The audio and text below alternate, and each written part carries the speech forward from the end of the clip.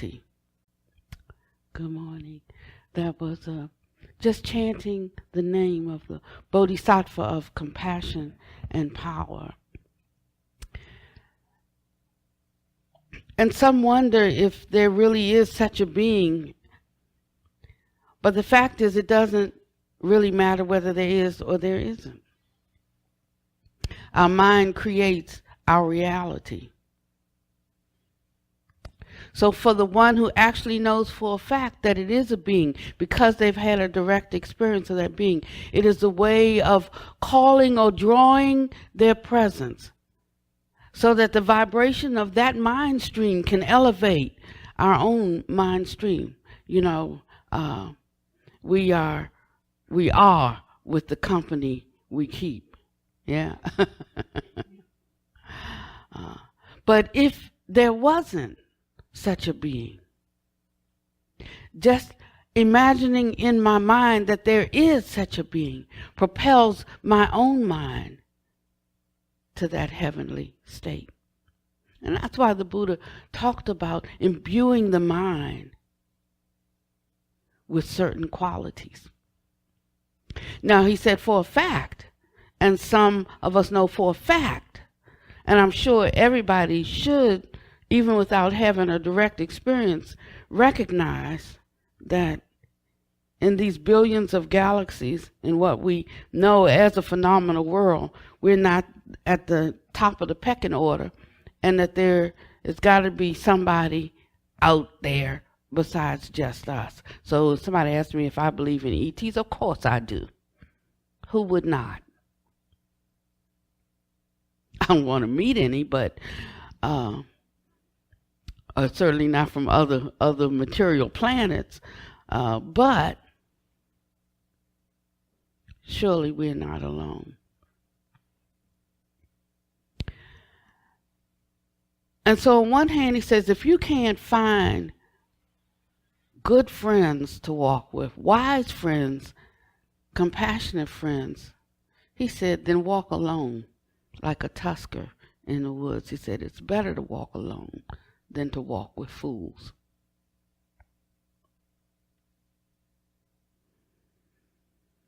And so as we try to step out of the foolishness of the mundane world, we start drawing towards people who have a more elevated and balanced way of being in the world. So we ultimately become, yes, in the world, but not of the world.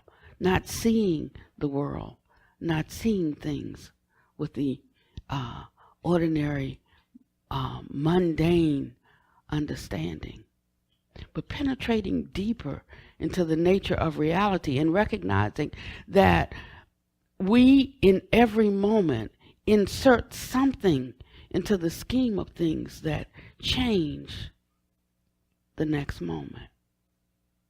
So we are part and parcel of this world that we see.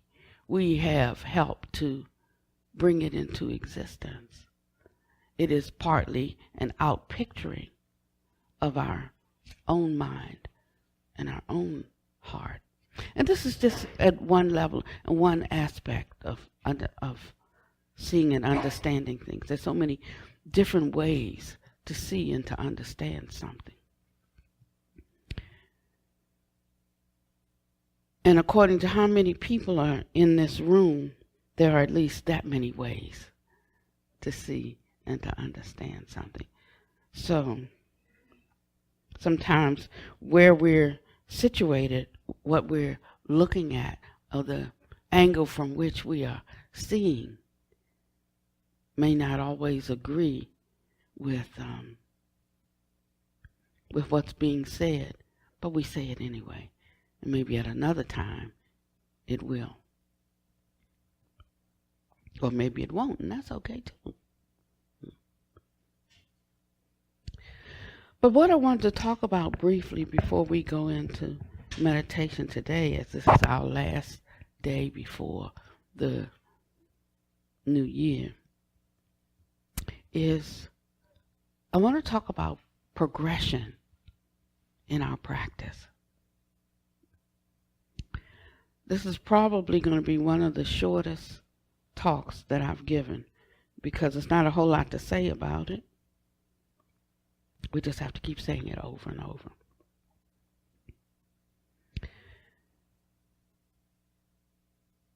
And there is a progression to awakening or enlightenment that occurs, but only after we're able to let go of prior attachments and ways of perceiving and doing things. So you can't fix a problem with the same mind that created it. And so as we try to progress in meditation, we come up against a limitation of a mind that already sees and knows and understands some things. And we are tempted to grasp and hold on to that understanding and try to fit everything that's coming at us into that existing understanding. And it takes a long time to progress that way. So as we are able to let go of prior attachments, and attachments, that's different from just knowing something. The Buddha said you can say this is true.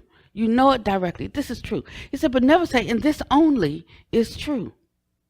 And learning something new, exposing oneself, pondering something new, often flies in the face of what we already know until we have broadened the mind to also be able to accommodate that. And when we do that, then we can say, and this also is true. But if we reject because it flies in the face of what we already know, what we haven't experienced, then where shall we go?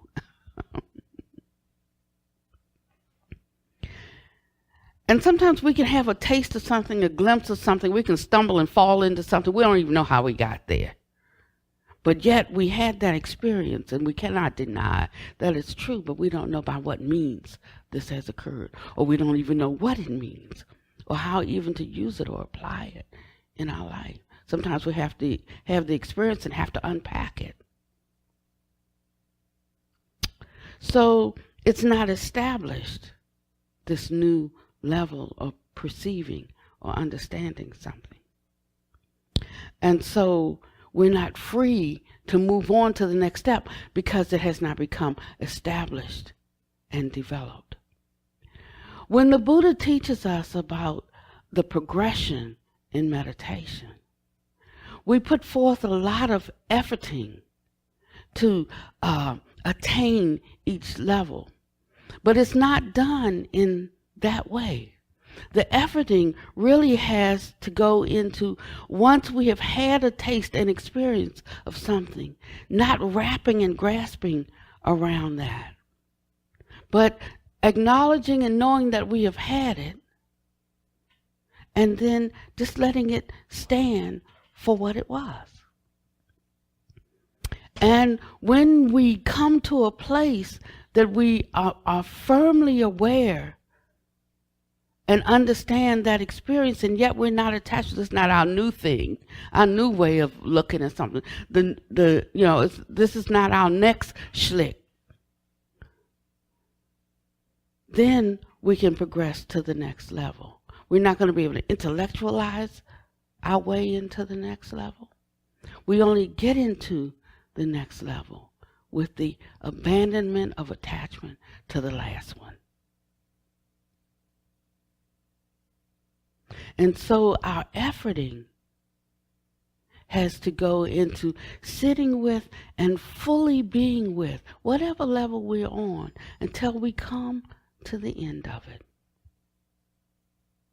And we lose our, when we have some kind of experience, we're enamored with the experience. Like this is really good. And I really got somewhere in my meditation. And but that is the grasping around or the clinging to.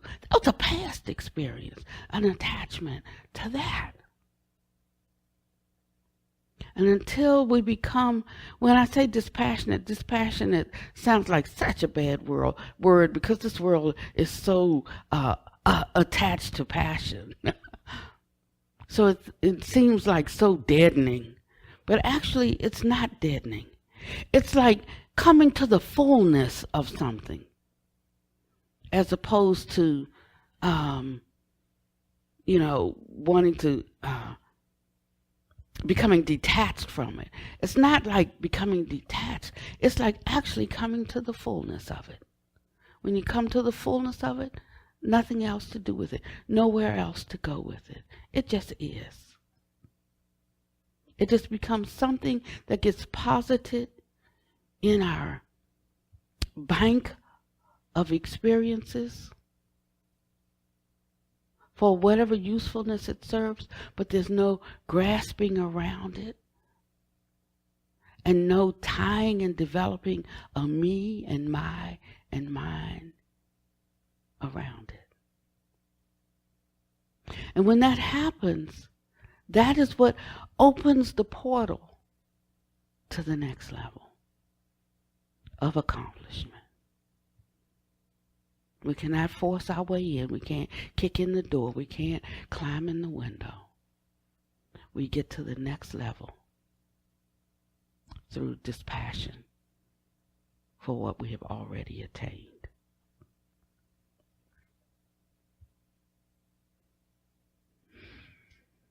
So it's sort of like the previous level becomes meaningless. There is like a balancing out. There's a leveling of the playing field. It's no more a running towards that for anything that it can give you. It just is. Now, it doesn't mean that one abandons then all the mundane interactions that's needed to carry on in this life. But it means that all those things just have a different meaning. So I'm not telling anybody that, if we talk about abandoning attachment in our relationships, we're not saying, okay, now everybody go get a divorce.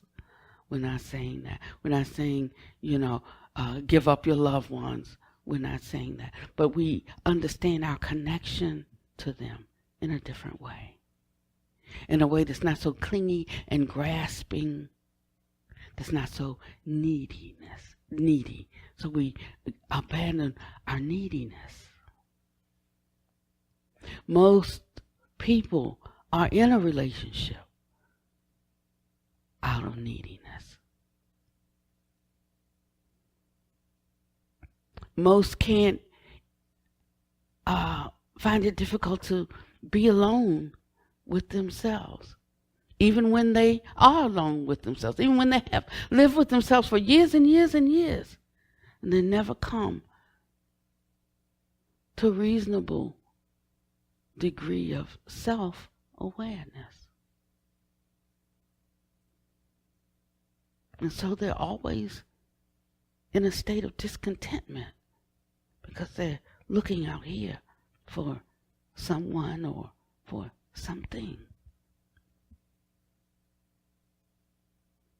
One benefit of meditation is that it enables us to experience increased self-awareness. But we can only do that as we discard the things that we cling to. We can see how this works in the natural world. For example, legs and feet. It's good that we have them, and we use them for transportation. We can run as quickly as we can. But then we invented the wheel, and the wheel can move faster. So we have bicycles. And then we created the engine, and we put it together with the wheels, and we have a train, and the train can move even faster and can go further. But when we could forget the wheel and develop wings, we had the airplane that could go even faster than we can go on wheels. But while wings were good, we needed jet propulsion to go even faster. And from jet propulsion, we needed something that could even exceed those limitations. And we have satellites now without jet propulsion. And yet we still find that there are just natural things that can still move faster than all the things that we have created. Just natural things. It's exceeding the limitations of those things that are man-made and that rely upon the human intellect. We are still trying to just catch up with nature. So like light is an intangible, and we can, and light can travel between the sun and the earth, I'm told, in just 7 minutes. How can we achieve such velocity? Well, we have to discard form, right? But even light has its limits to speed. So, in achieving formlessness, it's possible to travel through our thoughts from one point to another instantaneously. How is that possible? We have to even discard the notion of travel. You see.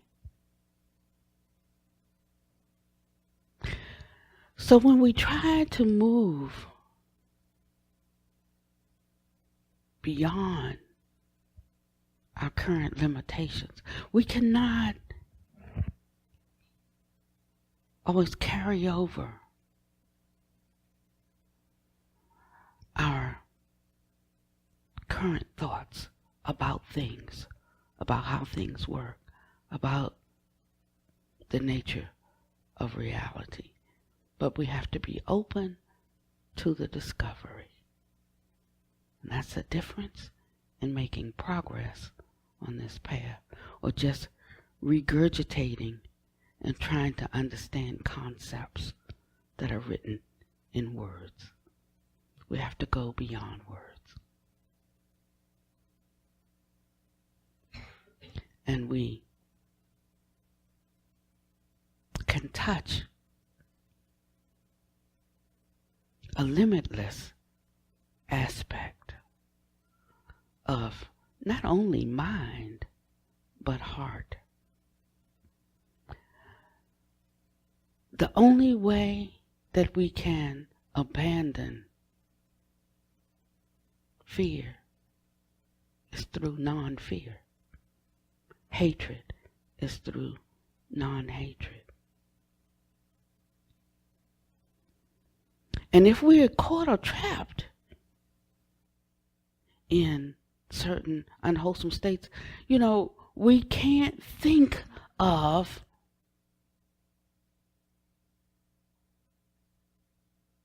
the method of travel from here in this state to its opposite state. Because we think that there is a path that we have to travel to get there. But it's not a path that we have to travel to get there.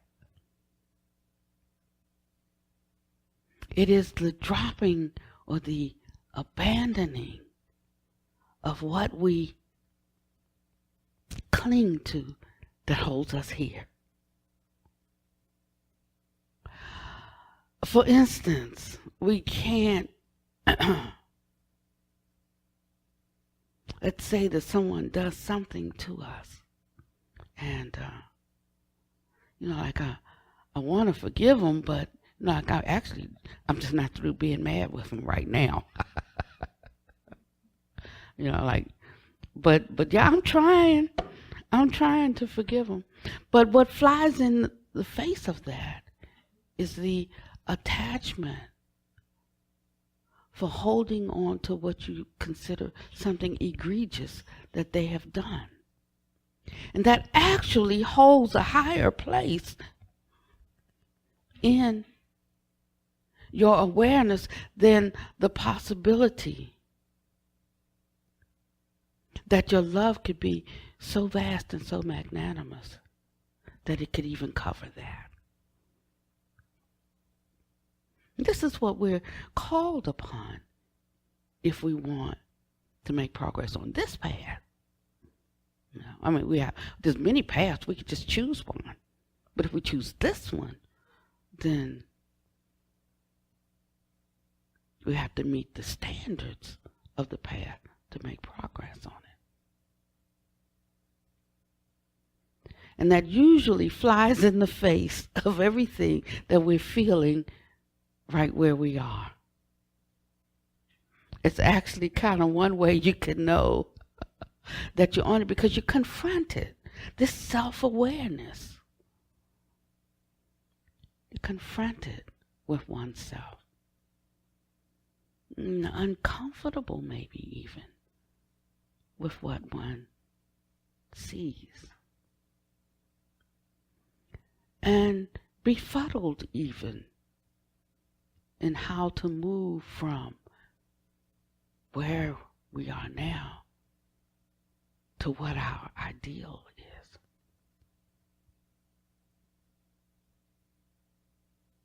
As a Christian, I totally had an ideal, but I just couldn't seem to get in there. I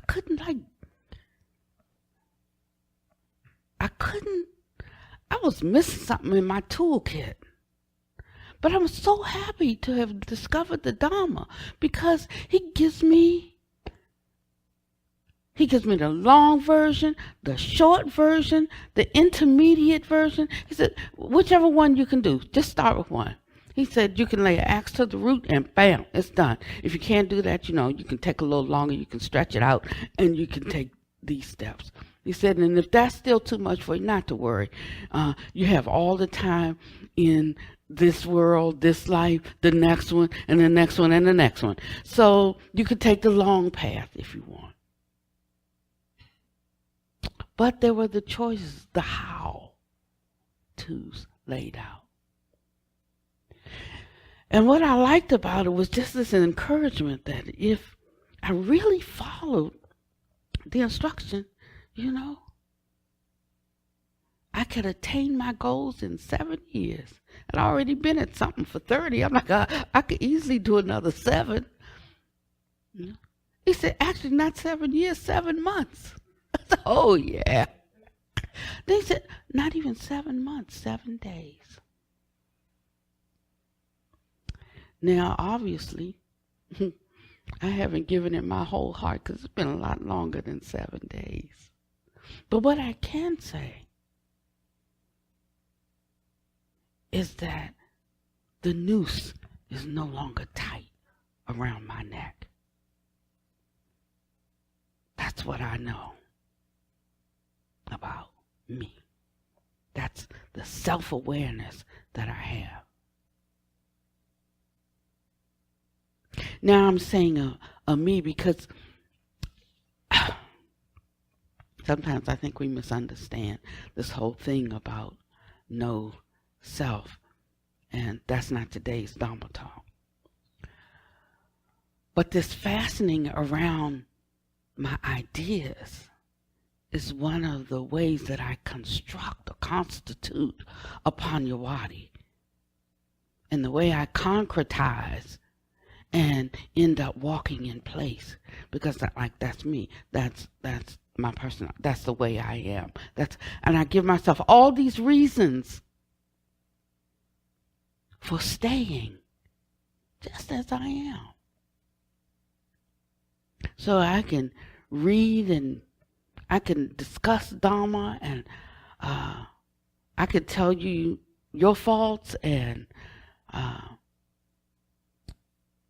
can have an idea about how to fix everything out there and still be a wretch, undone. Because this is the way of self-awareness.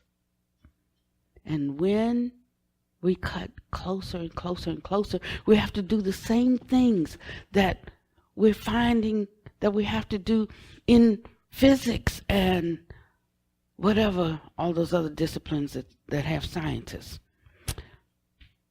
We go from one form to another, and then even into formlessness. Even us.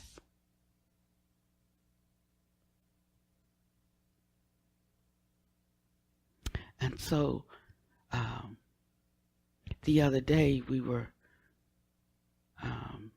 had volunteers and who came to help get us ready for this retreat. We have 40 people. I had said I was going to cut it off at 15 because we were tired at the end of the year, but no time, right? No time to be tired. And so I'm very happy because everyone has helped make it possible over the last few months to get this house finished and ready to accommodate people. And you could see how they are coming.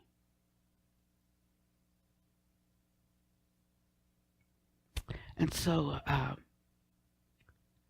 5 people showed up to help. We have lots of beds and lots of blinds to be dusted, and bathrooms to be freshened, and all of these things, and floors waxed, and everybody was coming to work so hard.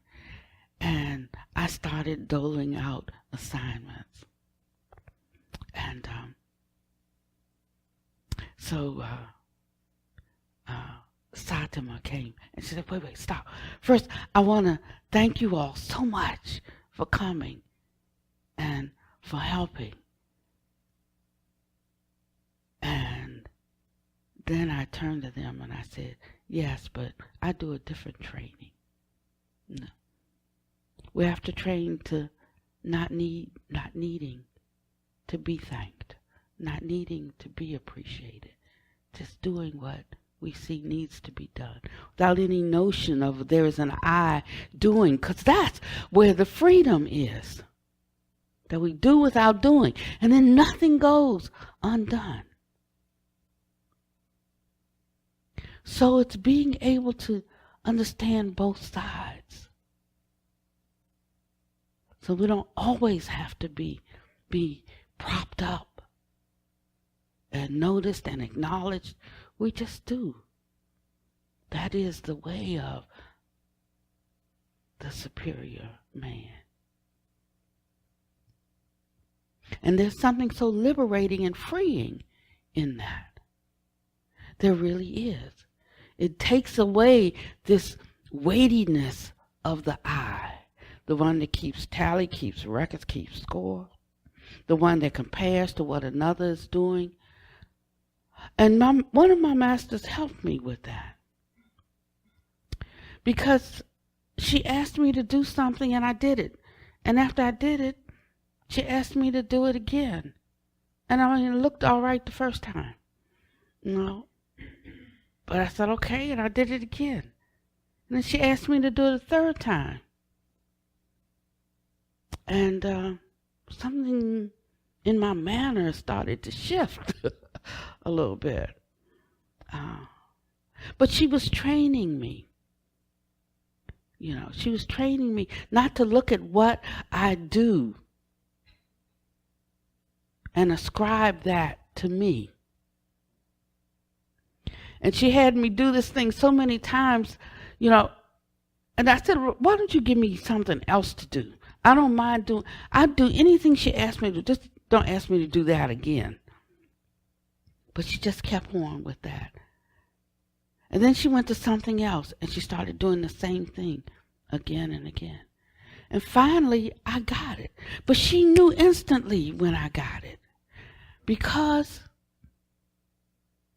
all of the energy, the charge that was there, the aversion that was there, the clinging to me and mine and what I'm doing and what I've done, all of that fell away. And then it didn't matter whether she asked me to do one thing 12 times or 12 different things. And it didn't matter whether she asked me to do something or not do anything. No, if she didn't ask me, it's like, I want to be teacher's pet. You know, she asked me to go fix her lunch. Or she asked me, you know, all of these ways, you see. But what a master does is they know, they look at you and they know what is your sickness, your particular sickness. And it's their job to give you the medicine for your particular sickness. So one of my masters said to me, Pannavati, what is the purpose of a master? And I had some ideas, you know. And she said, no. The only purpose of a master is to show you that you too are a master. The only difference is that the master knows their mastery and you don't know yours. So when we look at a teacher, no matter what we think we are seeing, we see them, I see you, we're actually seeing ourselves. It all points back to us.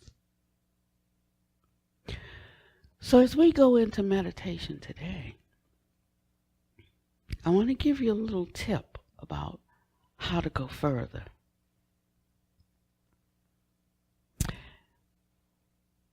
As you're sitting, and it has its own way of working, you know, the whole thing is that once we get still, having set aside grief and covetousness for the world. I mean, like we think we go to meditate to uproot grief and covetousness. He said, no. You can't get into meditation until you've already uprooted grief and covetousness for the world.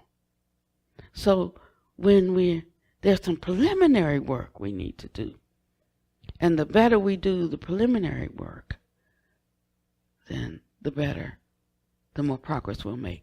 It's like how we construct our foundation. And the better the foundation, the more stable the house. The deeper the foundation, the taller the building can be.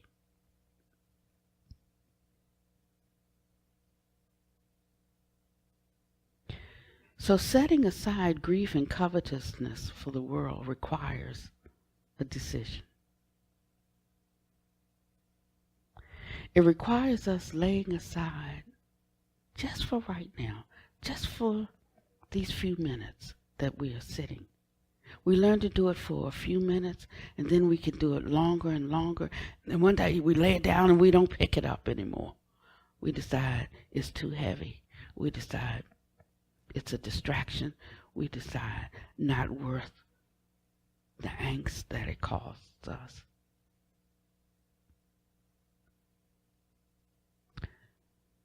But setting aside any kind of animosity, dissatisfaction with anything or anyone, just for a few minutes, I want to let it go.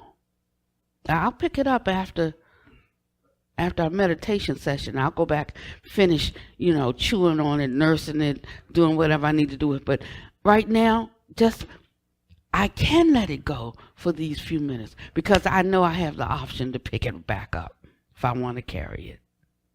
So I can lay it down for a few minutes. I'm not going to think about that. I'm not going to think about I'm feeling bad. I'm not going to think about, for me, for instance, our website crashed 3 times this week. Each time that we called our hoster, they sold me something else to fix the problem. So this morning I got an email, and the person said, we've been trying to send you a large donation for a week, but every time we go to your website, it's down. So I called GoDaddy, but I had a little bit of charge in my conversation, particularly when I called and asked for the hosting troubleshooters, and they're like, I can't transfer you yet until I go through these stages, and this is the sales department. I said, I'm going to tell you right now, you're not going to sell me anything else today. I need to get to a person who can fix this because I've paid twice for it to be fixed. And this is not the time for this. I said, you have to know at a nonprofit, we're at the end of the year. And the last month of the year is our greatest, it's the greatest time for donations. And most nonprofits depend on December for their fundraising for the year. I said, so this is not just like a little trivial thing that you can get to whenever you can. I need you to fix this today. And so he said, well, I need you to not tell me. Yeah, he said that. I need you to not tell me what department you need to be transferred to. I said, now I need your supervisor. He said, well, there's certain things I have to do before you can even get to a supervisor. So now I'm calling my IT guy and saying, you know what, I think it's time to change companies. And it's a good thing, probably, that he's on the other side of the world. And then I had to just laugh because the mind was starting to go in a certain place.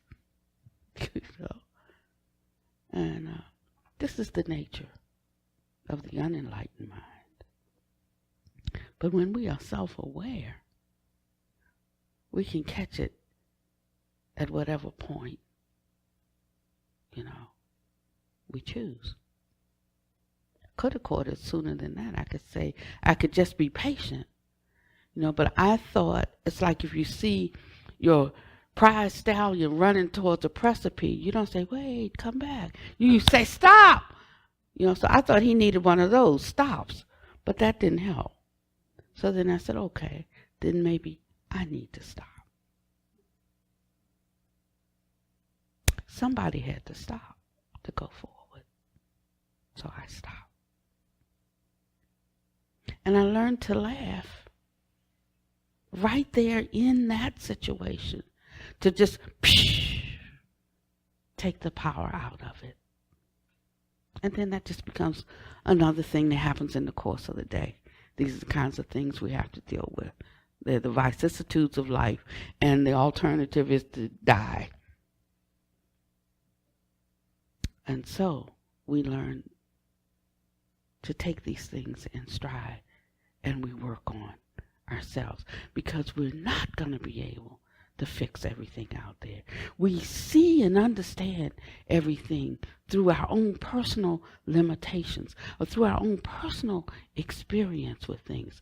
This much that we know about a person, and we have decided that we know everything that needs to be known about them, and we make certain judgments based on this much information. Good judgments, bad judgments, judgments nevertheless, based on a teaspoon of information. And we say we see and we know. And he says, stop it.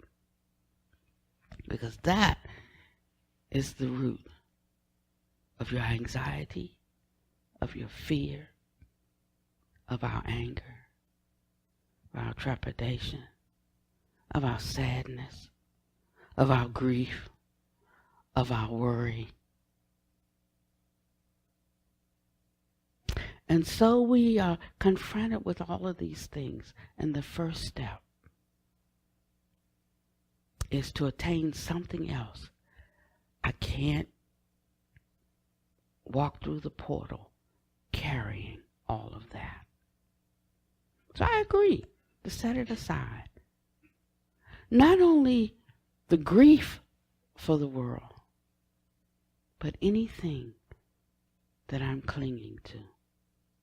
My pride, my reputation, my good name, my great deeds I've done, who I am, what I do, all of these things. Can't take that either. And so strip down. It's like standing naked before the wind. Totally exposed. And yet, as free as I can be, because I'm not carrying anything with me. You know, doing a lot of travel has helped me a lot, because I used to carry a lot of bags. But the more I traveled, the more difficult and tedious that got. So I started collapsing things into, one bag. And I have one bag in a carry-on. Then the airline started charging for a bag. So then I just had a carry-on. Now they're starting, some of the airlines charge for a carry-on. One of them charges $50 for a carry-on. And all it takes is for one to do it and be able to do it, and people pay. So I could tell you all across the board, probably coming up in 2018, they're all going to start charging for a carry-on, because at least one airline is charging for it right now. So now I've started figuring out how to roll my robe and my shirt and fit that all into what they consider an oversized handbag, that you carry on your shoulder. And that's not a carry-on. It doesn't have wheels. It doesn't have, like backpack strap. It's just like a large purse. I don't know what you guys going to do, but I can make that work. But see, it's sometimes necessity, is the mother of invention. And so out of necessity, I lay it all down. When I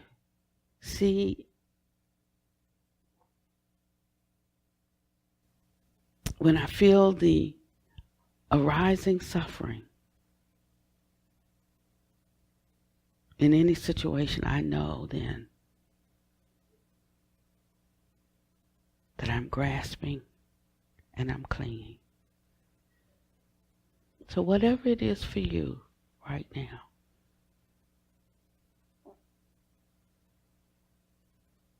just set that aside. Being willing to. See, it's the willing part. Are you willing? If you are, immediately you can enter into the rest of non-attachment. And immediately you can experience the peace and the upliftment. It's a kind of joy that the world didn't give you, so the world can't take it from you. It's there, it's always there. But you have to peel back the layers of worldliness to know it.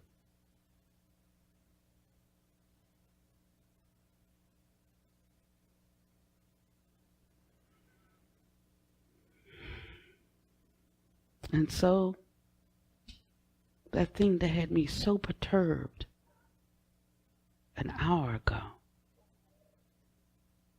absolutely does not now.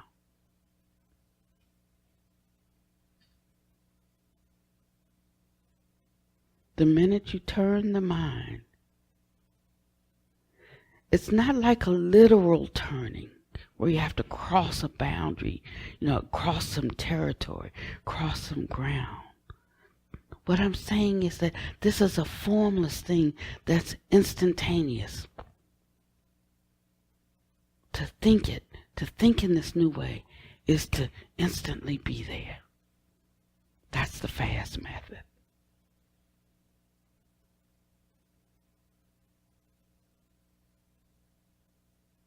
And as often as we do this, the quicker we can lay down our burdens. And the quicker we can move from a state of confusion to being absolutely not confused, to totally seeing things as they are, to recognize cause and condition, and to set up the next moment in part through our highest and best response to the present moment.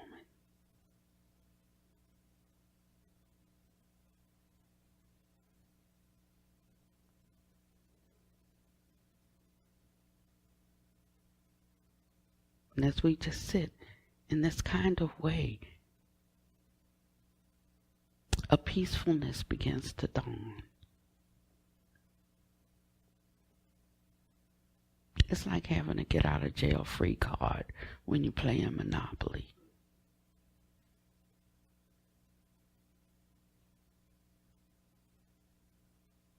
You don't worry about landing in jail. It means like even if you fail, you could just whip out your card, So we don't hold any or harbor any kind of sense of inadequacy because there is not perfection manifesting yet. I just whip out my get out of jail free card.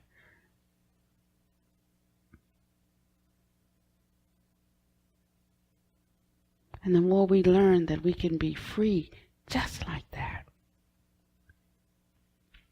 it's a good starting point.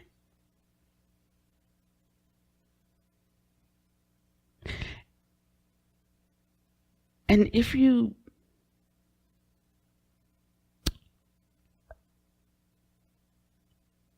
think about it just a little bit, you can know that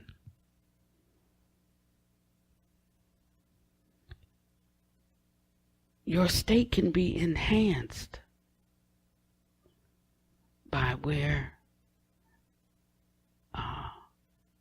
your heart is.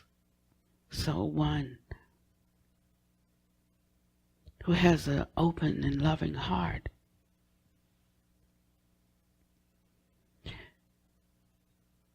is the possessor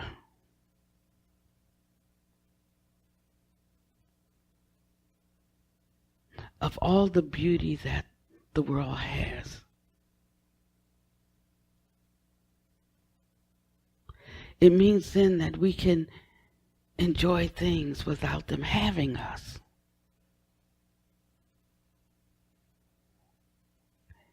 It means that we can engage freely in relationships,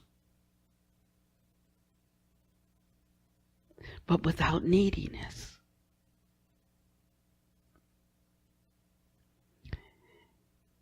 It means that we can be in a place with others and not be seeking out our own. What's in it for me?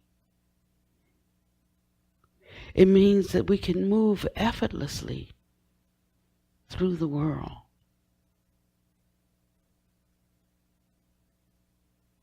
It means that we have a greater capacity to cut the drama out of our lives. And then we start experiencing and tasting a peace that truly passes all understanding. We can come back and reset when we slide off of our point. We can hold the things that we don't know in a clear conscience and with a good heart.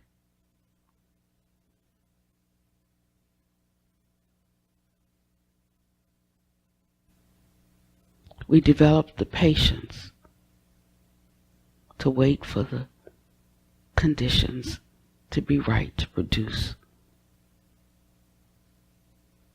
our highest and best good.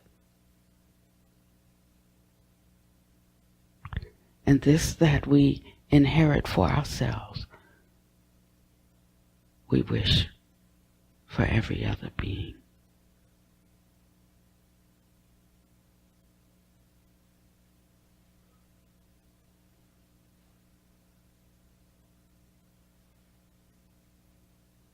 And even now as we're sitting, if we've been willing to lay down all of our notions, conclusions, judgments, feelings about the events and the people in our lives, there's something that begins to happen inside, in the body and in the mind. And this is just the beginning. This sense of ease, a kind of liberty. The body starts to manufacture and release endorphins instead of cortisol. I don't have to take medicine to calm down. If I just turn in a particular direction, the body will produce the state and release the innate medicine that I need to balance myself. And I sit, giving this inner medicine, these hormones, time to have their effect in the body and in the mind. So some of this just takes time. Just abiding happily.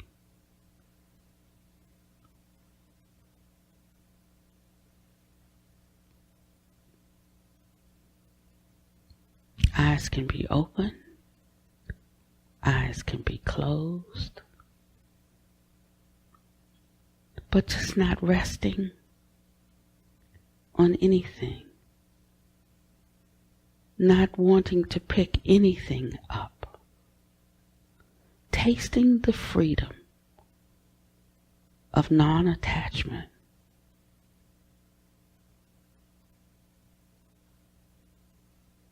And we made that decision. So there's some sense of empowerment that begins to arise because we did make that decision. We decided.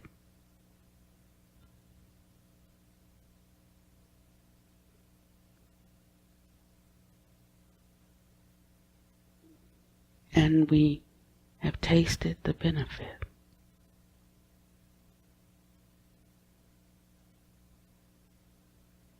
We're experiencing the powering down and the release.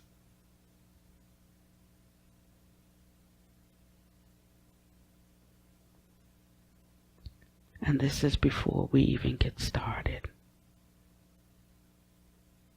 with the meditation.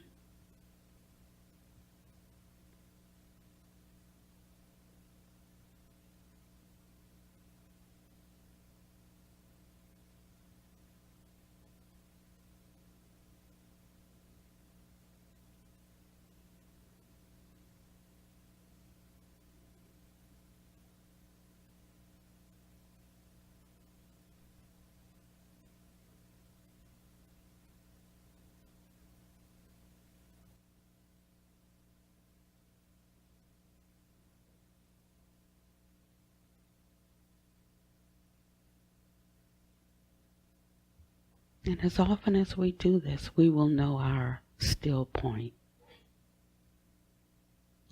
And in the beginning, it may take us a while to get there.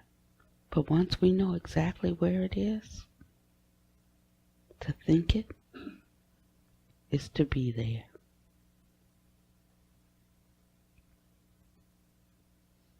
So I might suggest, if you're not having the success that you desire in your meditation, work on the preliminaries.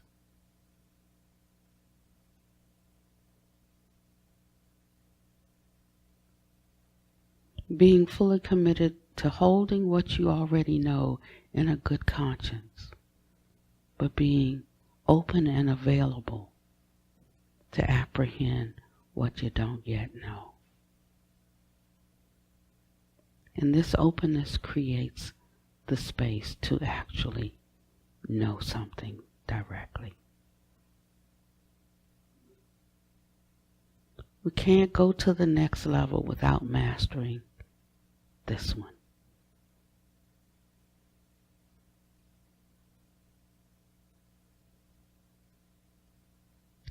So your assignment for this week is,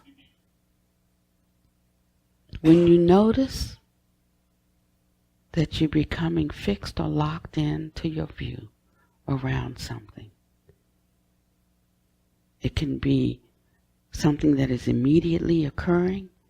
It can be a recurring situation. It can be a habitual tendency, the way I habitually work with certain things or certain people or certain issue. Can you, when you recognize it, can you stop right there? The first step is practicing stopping.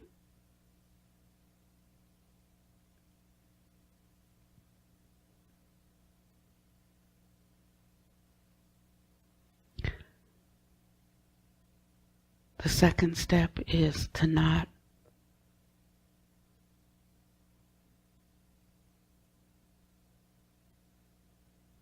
take your thoughts or your speech or your action as you or yours. It's decidedly impersonal. That allows you to really look at it without feeling shame, without a sense of blame. It allows you to handle it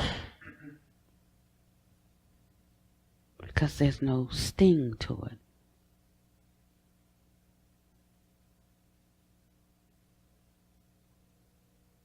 So first is recognizing when there is no platform for peace in a situation, and stopping our thoughts about it.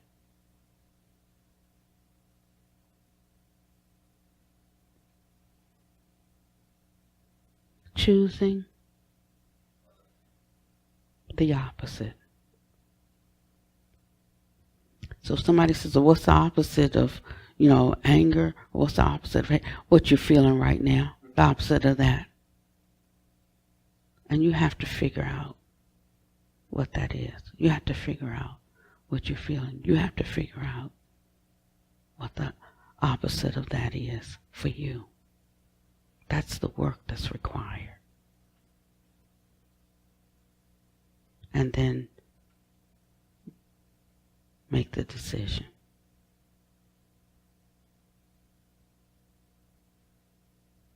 The happiness and the joy is the fruit of something. It's the fruit.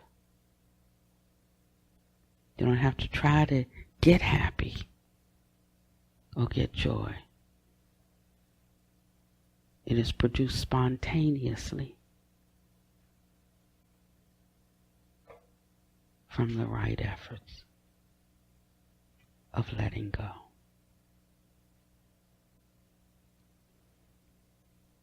"2018, I believe, is going to be a real pivotal year for our country. I live here. Whatever decisions are made here, they not only affect me, they speak for me. Unfortunately, a lot of decisions that have been made this past year were not ones I would have chosen.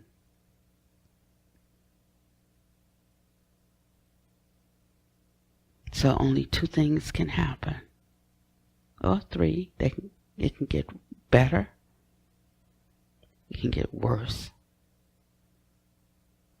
or it can stay the same.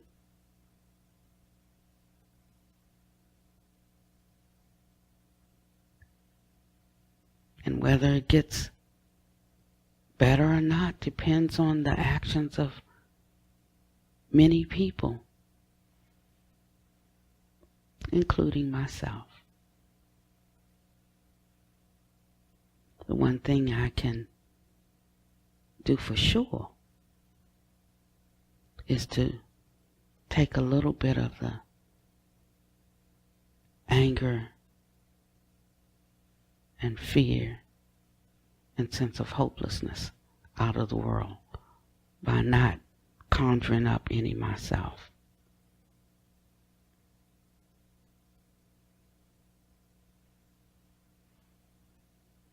I can educate myself. There are a lot of things I started educating myself about this year. I wish I had started a couple of years earlier, because maybe I could have spoken to some of my friends in a way that could have helped them make better decisions and choices this year. Maybe I could have recognized someone suffering more than I did, or some group's sense of not being heard. Or maybe, I'm just looking at how to be better next year than I was this year. And if I spend all my time blaming and hating somebody, that's where all the energy is going to go. Now, fuel and feed the mass consciousness. That. So let's give that up this year, okay? Maybe I could better use that time doing something to strengthen bonds, to bring more peace,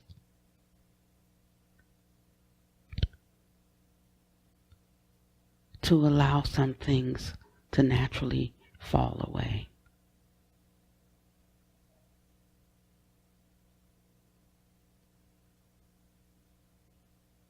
Maybe I don't have to be in everything and have an opinion about everything. Maybe I can be more accepting because I understand cause and condition. Maybe I can understand just how the laws of nature work.